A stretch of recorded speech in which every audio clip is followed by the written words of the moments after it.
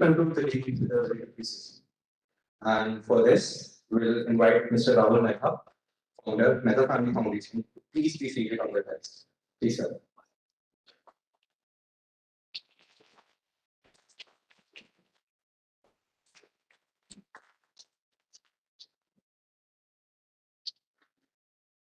We also request Professor Shankar Subramanian from University of California, San Diego, USA. Please come on the desk. Next, we request Professor Rajesh Gupta from University of California, San Diego, USA, to please come on the dais. Please, sir.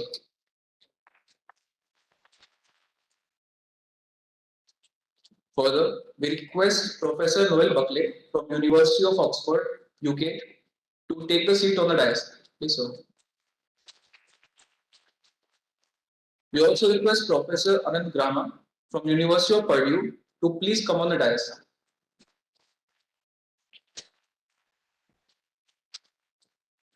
We request Professor Yoga Vishnuwal, head Mehta Family School. Please come on the desk.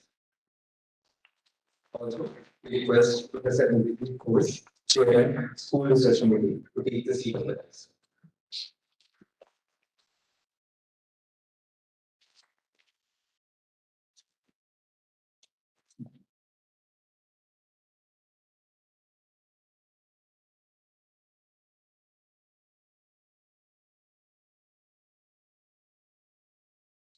We request Professor Yoga Vishnuwal, please share and conclude remarks of all these sessions.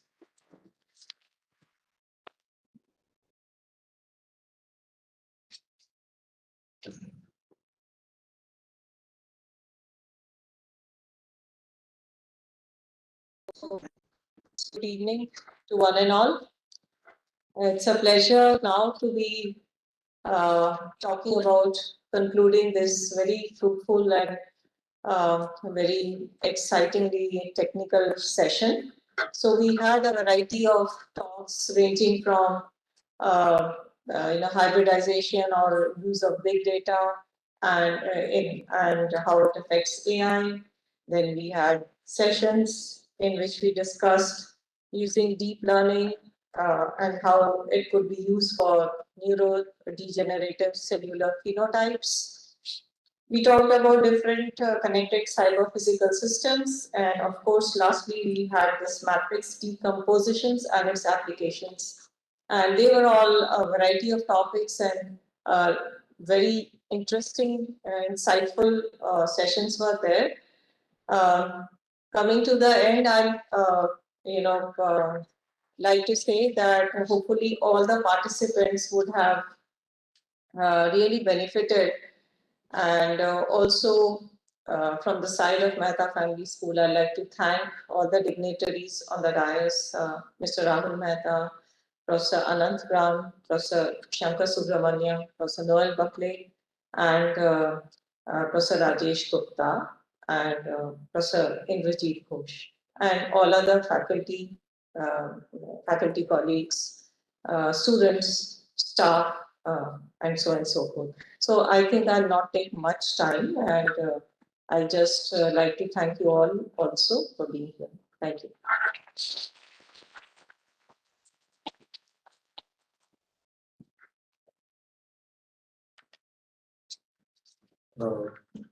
I request Mr. Mehta if he has some views to share.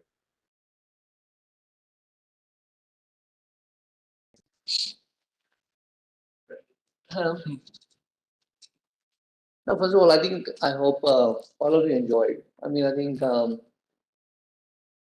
key is how do we actually do more sessions where we actually exchange knowledge. I think in some ways I wish we would change the format. I feel it's like so artificial, but hopefully we can figure out new formats where we can actually have detailed understanding and detail and knowledge and get to know each other better. I think it's all about knowing people as opposed to having this thing. So if I have to do anything, I mean, it was a fantastic session. Obviously, you have great speakers. You have wonderful.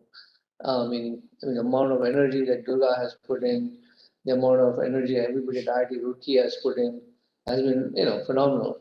I hope you guys got something out of it, and long term of hope we can figure out some new formats where we can actually make it more interactive so that all of you can be involved in it at the same time. That's all I would say. Thank you.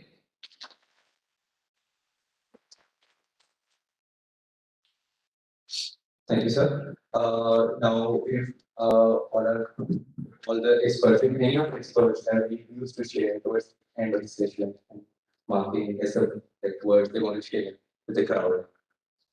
You can get the other mic.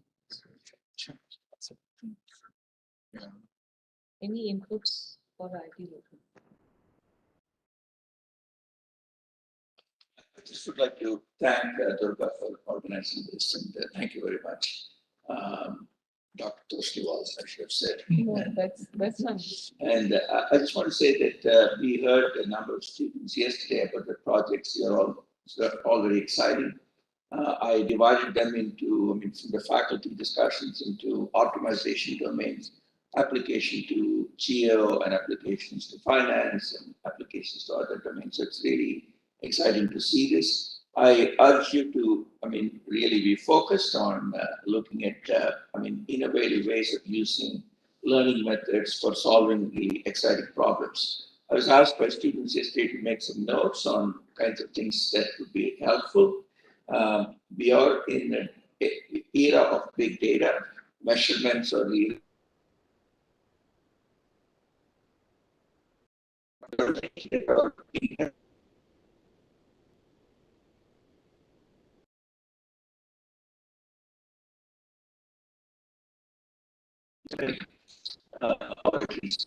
infectious diseases. They're all only commonly can be worthwhile looking at solving problems along these lines. I've suggested to Professor Toshniwal that it would be worthwhile accumulating these kinds of data sets as a playground for all of you to explore all these methods.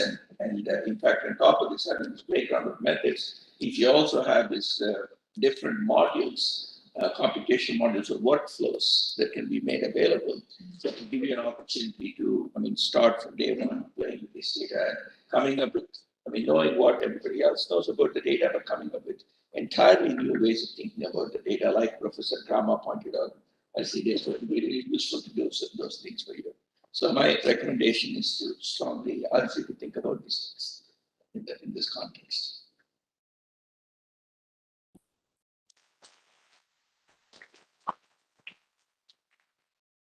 I guess with short notice, what I would say is pretty much what I've said to you individually over the last 2 days, which is AI in a bubble doesn't really get into solve that's problem in economics, it's a problem in cell biology, there's a problem in cancer diagnosis. You can be the slave of the data and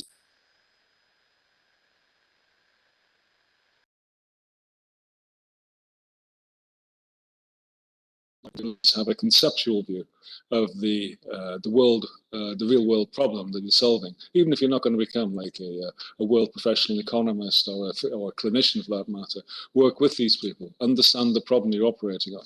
I don't think AI by itself, no matter how powerful a tool, by itself, without reference to the real world, that would be my recommendation. Keep yourselves broad. Don't just look inside the box of AI. Look at what you're trying to solve.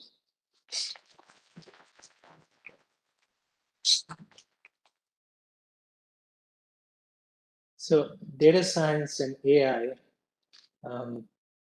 inherit their intellectual traditions from very different fields.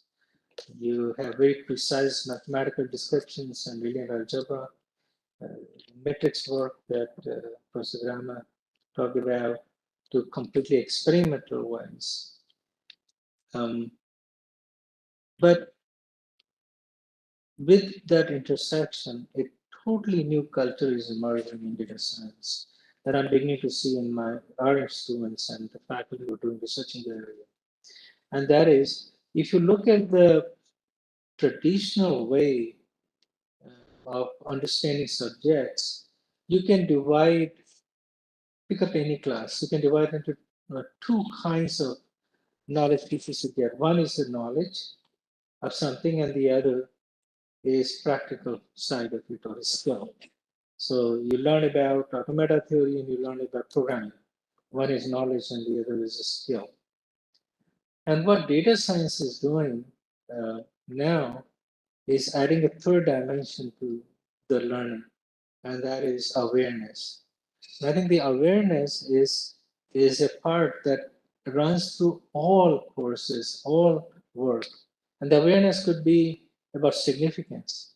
For example, significance of real life impact, limitations of an algorithm, limitations of a method, for example. The limitations could be policy, limitations could be ethical. And so knowledge, skill, and awareness. These three legs now define the entire field of data science and the way we look at knowledge. So I'm glad that this school has come together where actually the not only you, but your teachers can pay attention to, I'm going to design a new course, and these are the knowledge, skill, and awareness elements to it.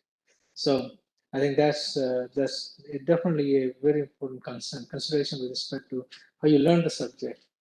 And I'm glad to see what comes out of it in the years to come. Thank you.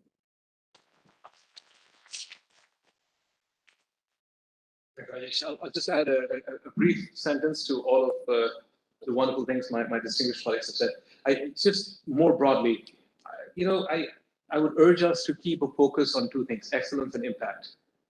Don't let anybody tell you you're second to anybody. Believe that you're as good as anybody else. Try to solve hard problems and try to solve it in ways that, I mean, goodness, you are just as good as anybody else. Nobody at MIT is any better than you. So you should be able to do what they can do as well.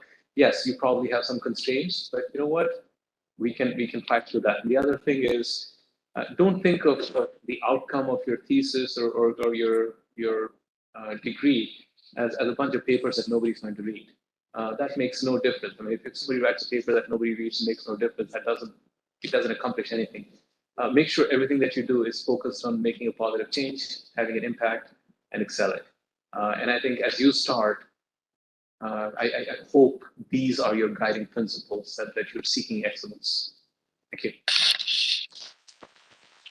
Thank you.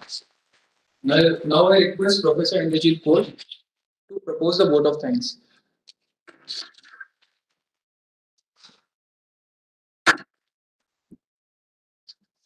Thank you. A very good evening to all of you who are present here and the dignitaries on the dais. Mr. Rahul Mehta, Professor Shankar, Professor Noel, Professor Rajesh, Professor Anand, and Professor Durga. I am privileged to propose a vote of thanks at the valedictory session of MFS Symposium on AI Now and Beyond. Once again, I would like to thank Mr. Rahul Mehta, founder, Mehta Family Foundation. Thank you, sir, for your gracious presence, valuable guidance, and moral support to the organizing team. I would also like to thank Professor Durga Tosniwal, head MFS, for taking all the burden of hosting the event and handling all the session very nicely. I want to extend very hearty gratitude to all the esteemed speakers for delivering excellent lectures and motivating our students by sharing state-of-the-art research experiences. It has been our pleasure to host all the participants for this important event. All the participants are very enthusiastic and curious to learn. I am thankful to them for attending the keynote sessions and interacting with the distinguished speakers. I am happy to express special thanks to our MTech and PhD students for putting great efforts. I would also like to thank IIT administration and staffs for their support to host this symposium.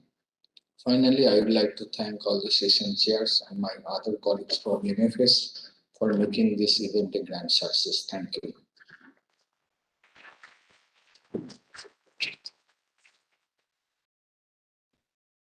Thank you, sir. So thank you everyone for joining us today and making this event successful. Now I request all the dignitaries to please be seated on the dais because we are just going to have an interaction with the BTech first year.